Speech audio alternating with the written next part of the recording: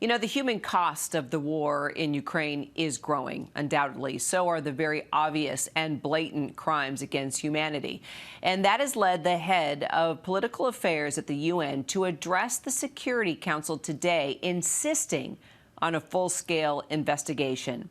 Ambassador Barbara Woodward, British permanent representative to the United Nations, joins me now for more on this. Ambassador, great to have you with us. Let's talk about the UN briefing today. We paid attention to that. Russian troops were accused of torture, abductions, even murder. Isn't it blatantly clear that Vladimir Putin is violating international law here? Yes, Kira, and thank you very much indeed for inviting me. It's blatantly clear that President Putin is violating international law.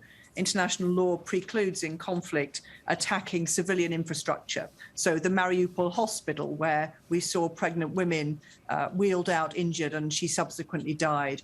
The attack on the theatre 2 days ago, where children were sheltering.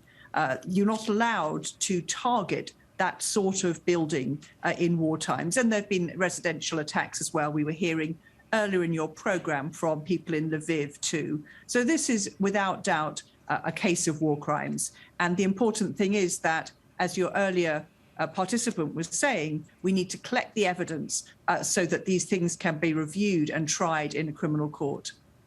So then let me follow up. Does the British government agree with President Biden that Vladimir Putin is indeed a war criminal? And if so, how will your country, the United States, work together to hold him accountable? Yes, we definitely agree that there are war crimes being committed, that the invasion of Ukraine is illegal. And the Deputy Foreign Minister, Dominic Raab, was in The Hague just 2 days ago to follow up on the case that's been brought to the International Court of Justice on these lines. And the prosecutor for the International Court of Justice is now in the business of collecting evidence for exactly that sort of examination. Got it.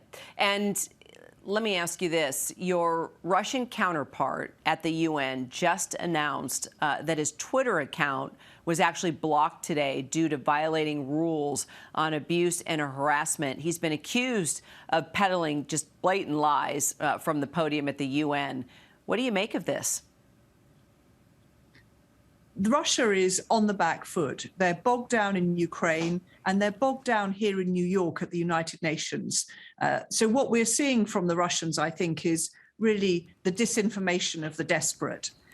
They had spurious allegations in the Security Council this morning, which were completely incomprehensibly refuted by calm and unbiased objective evidence from the United Nations. So it doesn't surprise me at all that that Twitter account has been closed down. It's not helping anybody understand the war that Russia is waging in Ukraine. Sure, it's just more propaganda just being spewed. I want to ask you about China, if you don't mind. You served as British ambassador to China from 2015 to 2020, a solid 5 years. The first woman, by the way, to hold that position. Congratulations. We have to lift you up. Do you see China granting Putin's request for military and financial support in this conflict? I think that's a request that's put China in a very difficult position. And it was interesting listening to Ambassador Max Baucus, my former colleague, talking about this earlier. There's a very close relationship between Russia and China. We all saw it at the beginning of the Olympic Games when they said there were no limits to the relationship. But I think we're discovering there are limits to the relationship and that there is daylight between the two. It's interesting to see that President Biden has just had a 2-hour telephone conversation with President Xi Jinping.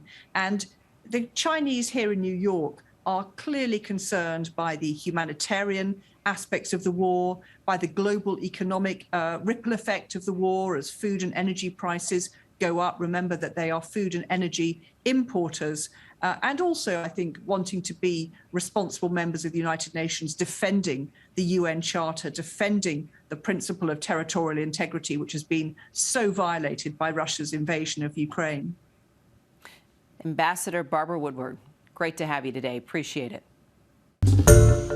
Hi, everyone. George Stephanopoulos here. Thanks for checking out the ABC News YouTube channel. If you'd like to get more videos, show highlights, and watch live event coverage, click on the right over here to subscribe to our channel. And don't forget to download the ABC News app for breaking news alerts. Thanks for watching.